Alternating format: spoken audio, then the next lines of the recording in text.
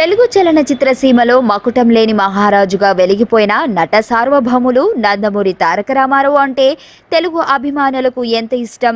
తెలుగు చిత్ర పరిశ్రమ ఉన్నంత వరకు ఆయన జ్ఞాపకాలు ఎప్పుడూ పదిలంగానే ఉంటాయి. చిత్ర పరిశ్రమలో ఆయన నటించని పాత్రలంటూ ఏవి లేవు. పౌరాణికం, జానపదం, సాంఘికం ఇలా అన్ని రకాల పాత్రలు ఆయన కోసమే సృష్టించినట్లు ఉండేవి.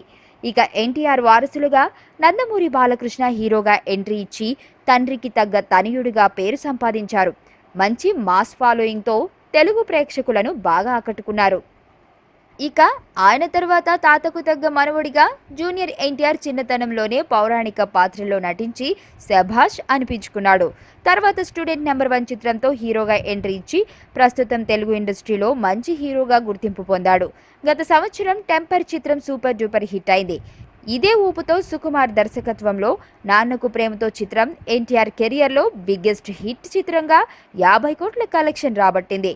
తాజాగా కొరటాల శివ దర్శకత్వంలో జనతా గ్యారేజ్ చిత్రంలో నటిస్తున్న ఎన్టీఆర్ ఇక ఈ నెల 28న ఎన్టీఆర్ జయంతి సందర్భంగా ప్రతి ఏటా ఘాట్ను సందర్శించుకునే ఎన్టీఆర్ ఈసారి 2 రోజుల ముందు ఆయనకు నివాళులు ఘటించారు. కారణం అదే రోజున చెన్నైలో జనతా గ్యారేజ్ షూటింగ్లో ఉంటారు. ఎన్టీఆర్తో పాటు జనతా గ్యారేజ్ దర్శకులు కొరటాల శివ, నిర్మాతలు యలమంచలి రవి మరియు మోహన్ సివిఎంలు కూడా ఎన్టీఆర్ ఘాట్కు వచ్చి స్వర్గీయ శ్రీ నందమూరి తారక రామారావు గారికి నివాళులర్పించారు. బతుకు బాగా కోరుకుంటది, ఊరు పరువు కోరుకుంటది. రెండు లేవని తెలుస్తుంది ఇక్కడ. అయినా బతకడం అంటే ఒకళ్ళనొకళ్ళు నమ్ముకోవడం, అమ్ముకోవడం కాదు.